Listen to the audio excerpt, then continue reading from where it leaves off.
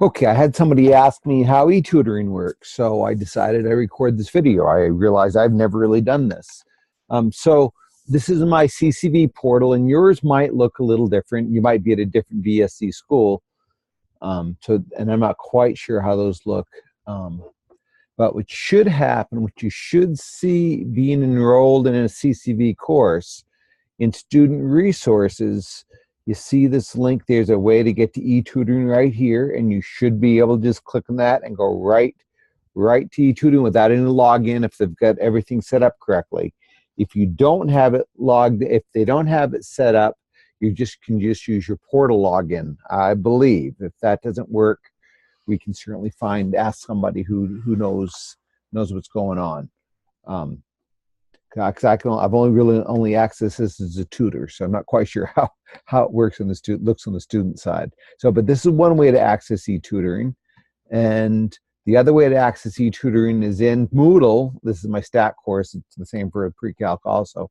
Is in the CCV resources, and you can just click on that, and it should automatically take you to the login. You should already be logged in.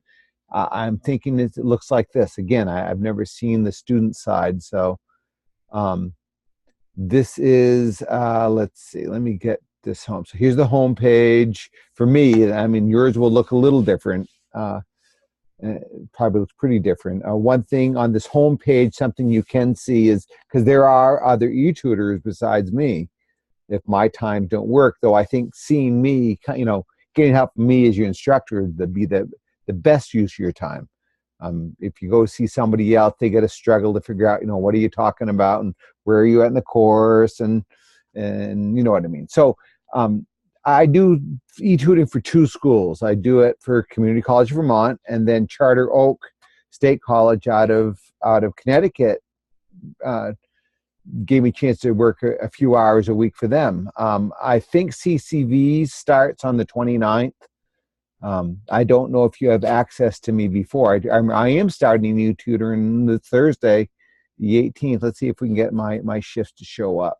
Yeah, see, I'm starting this Thursday, and I usually work 7 to 9:30, and I'm going to be doing that on Mondays, Thursdays, Fridays, and Saturdays. If you work third shift, I'm sorry, email me. If you want some live help, email me. We can set up another time. I do some online tutoring for my high school online class too that I teach, and so I have another access to this. It won't be through this interface, but it does work. So what happens is, in an e-chat, now you get e-questions you can leave.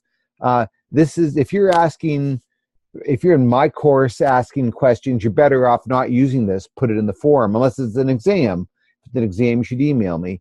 But for the chat, and again, I'm not quite sure what it looks like on your side, but on my side, I enter this room, and it opens up this. You should download Adobe Connect. It's a little plugin for your browser, and it brings you the screen, and you'll show up here, or you'll show up here. I'll make your presenter, and we can do all kinds of things with this. I mean, you can certainly chat. That's not as effective. What you want to do is connect your microphone here, and if it works, and there's all kinds of, I won't take the time now to show you how to get that working. You see the way when I speak right now, next to my name, the microphone's working. That shows that this Adobe Connect software understands that I'm talking. We'll get there. If you get on and you can't use your mic, we'll figure out why. There's some troubleshooting we can do. A headset works the best. You can use a laptop. You can use a phone even. Try to be someplace quiet. I've had people try to do this from inside a bar, and that's an extreme case. And she only did it a couple of times. It didn't work that well because there's so much background noise, and I don't know how focused she was sitting in a bar. I know I wouldn't be focused in a bar. But what we can do is there's a whiteboard we can use. I mean, if you just got something you want to write, and I got a tablet, and we can write on. I can write on the board and do math on the board. We can also share screens, so I can. Whoops, wrong app. Sorry. Let's see. I'm going to stop this share. Did I stop that sharing? I might have stopped the share. Sorry. Here.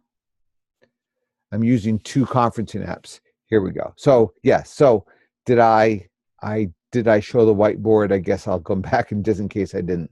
So we're going to write math on the board here, really, and you can too. There's these tools. I see what I did. Just a minute here. Let me move some of this. Too many windows, too many things here. Here we go. Here. I'm going to stop this share. You can also share your screen. You can share my screen, and you can do the whole desktop, in which case I see everything on your desktop. You see that nice Mars background there. You can pick an application to share. If you whatever is open, you can select just that window, and you can also share open windows. So it's many ways to do it. I'll typically make sure I don't have anything confidential up and then share my desktop. That way I don't have to worry about flipping back and forth between screens. But that's what we can share our screens. We can also upload a document and share a document, and these are just things that people have done. I don't know, what do I got here? Do I have anything that's, what's this? Hopefully this isn't confidential. Yeah, see, so this is some work that somebody uploaded, and I went over that with them, and we can zoom in. Granted, this could be a little better. You can zoom. Oh, yeah, we can zoom in. We can also write on it. I think I can write on it. Let's see, how do I do that?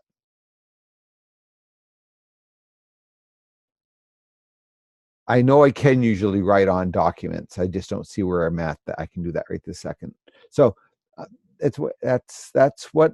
and then I help you. We're limited to, if there's a lineup, you'll see that there's people in line. There's a bell that rings when people enter the room. They cap it at 3 people. So if you can get in the room, that the most there'll be is 2 people ahead of you. So it could be as long as 40 minutes, 45 minutes before I could help you if you time it wrong.